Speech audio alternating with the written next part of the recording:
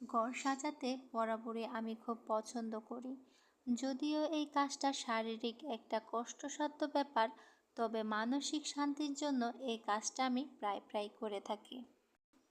ঘরের এই কোণার জিনিস ওই কোণায় রাখা, এই জিনিসটা এভাবে থেকে ওভাবে রাখা, মানে মোটামুটি আমি আমার ঘরটাকে চেঞ্জ করতে থাকি। আর নতুন নতুন যে লুক আসে সেটা দেখতে আমার খুব ভালো লাগে। আর এই যে এখন যে সেলফটা দেখতে পাচ্ছেন, এই সেলফটা কিন্তু আমি নিজের হাতে তৈরি করেছি।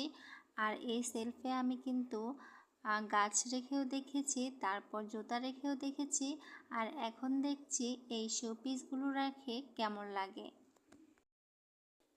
আর আমার মতো কে কে আছেন যারা নাকি নিজেকে সাজানোর থেকে ঘরকে সাজাতে বেশি পছন্দ করে?